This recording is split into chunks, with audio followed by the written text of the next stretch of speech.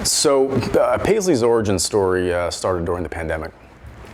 We got her, I think, in November of 2020, around Thanksgiving, and contacted a breeder in Georgia. We were looking for a white Pomeranian. We had a white Pomeranian who we unfortunately lost, some years ago, and we always wanted to get another white one.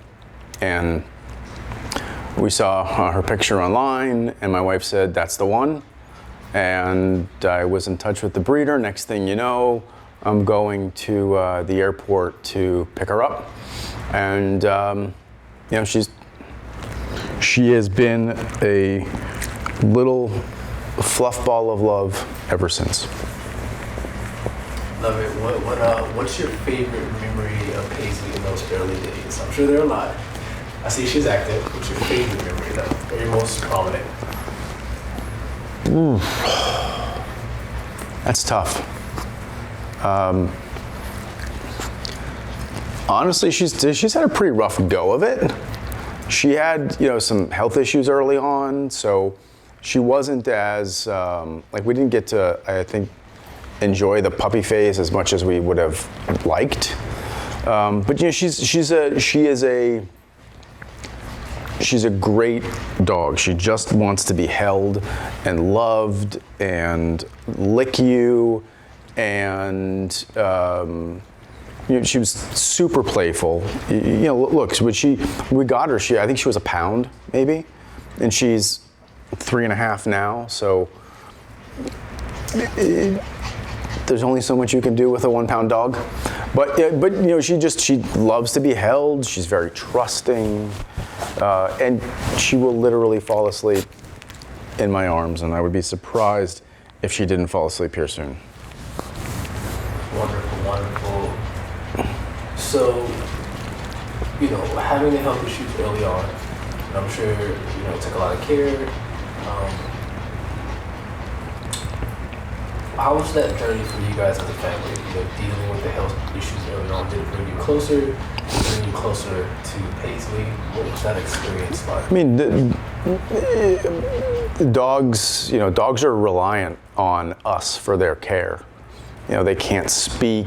They, don't have the ability to fend for themselves. They lost that ability tens of thousands of years ago.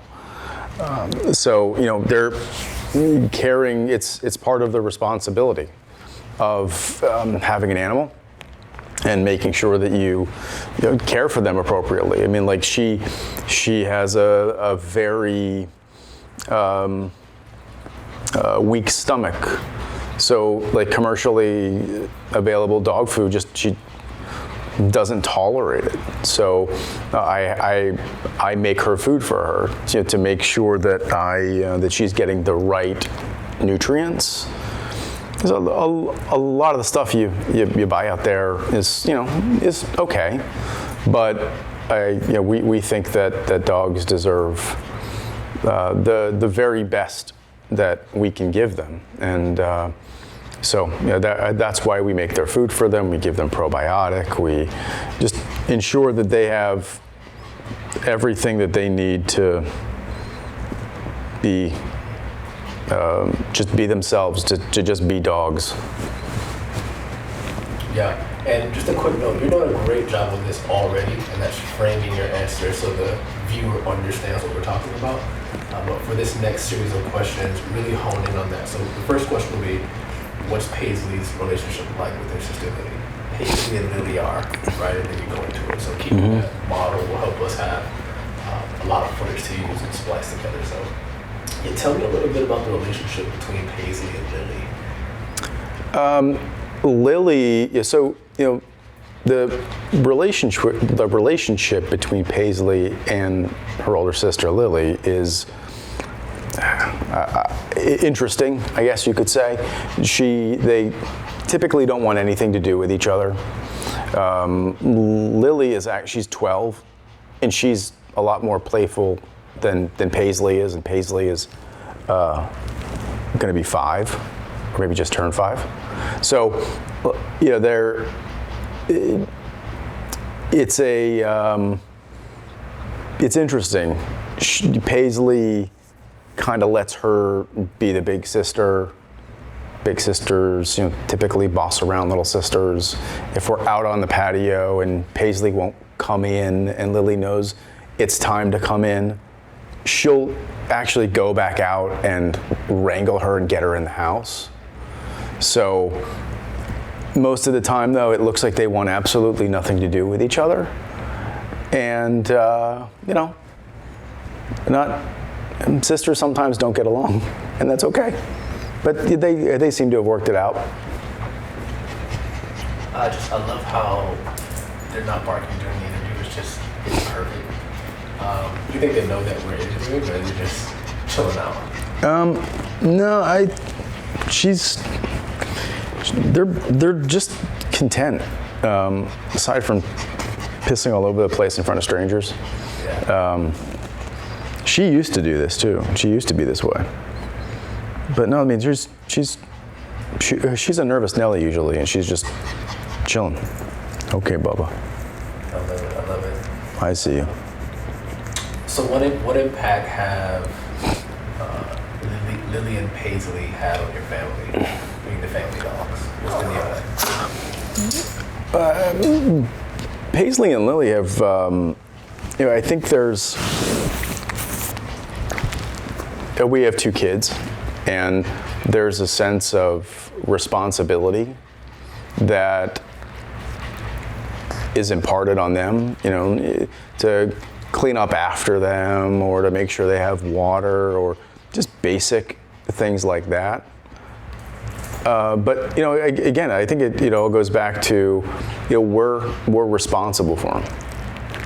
So if they see that one of them just happens to not be feeling good, they'll let us know, hey, we got to take him to the vet. Or, but we've always been a 2-dog family, and we don't feel like I don't think we feel we're complete unless there are 2 of them in the house. And I think that you take that responsibility, that you're obligated to provide for them in the best way you can. Yeah.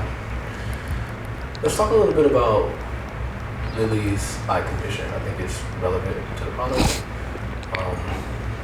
Tell me about the condition. What is it? Just a basic understanding of it. Well, Paisley's. So her eye condition, she just got it knocked out. Okay. She has. She actually does have some eye issues. Okay. I don't know that they're.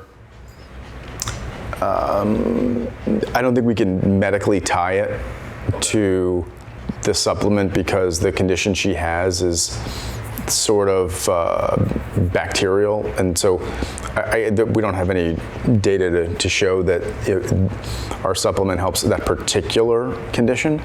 But with tear stains, especially in a tear stains can be caused by a variety of different factors, including too much iron, either in their water or in their diet.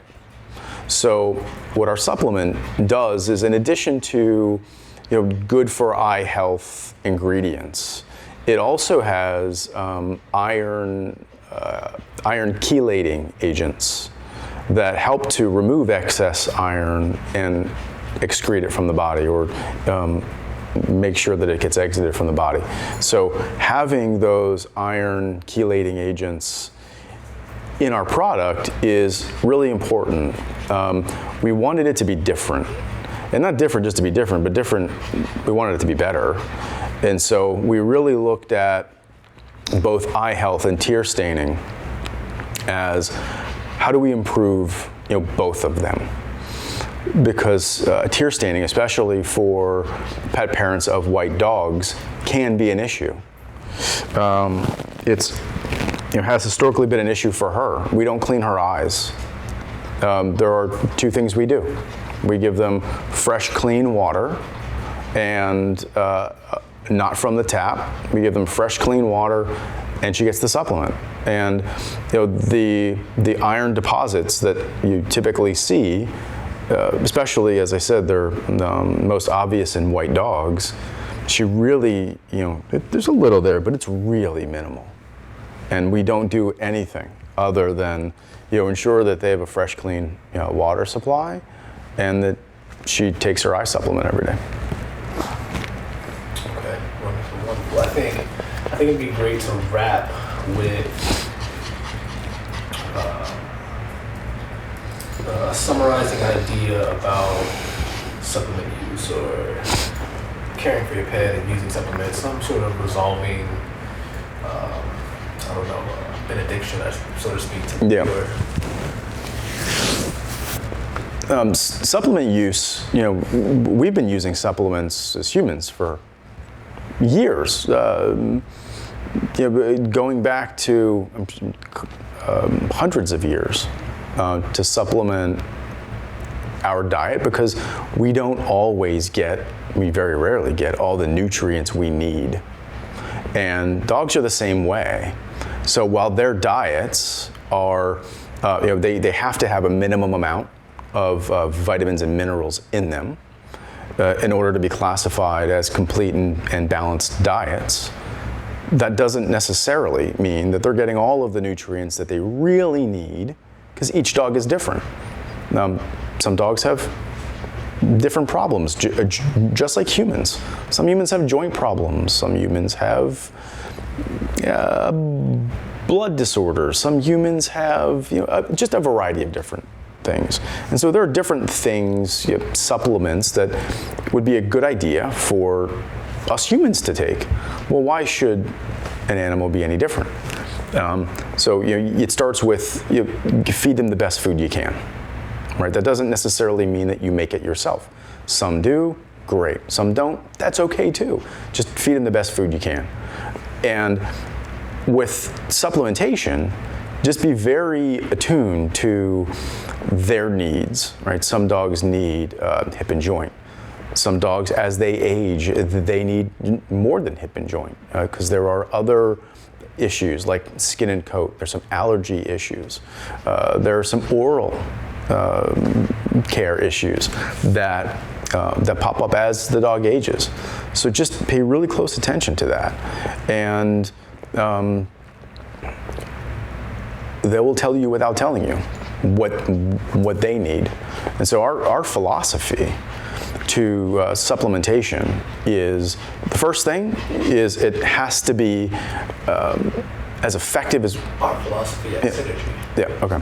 Give me that. Well, at Synergy or veterinary formula? That's a good question. Which? Well, so it could be used for, She said Amazon was a prominent place. Yeah, so we don't, the Synergy is the parent company. We don't really broadcast that too much. It's kind of like a P&G, like it's more Gillette, it's more Tide, right?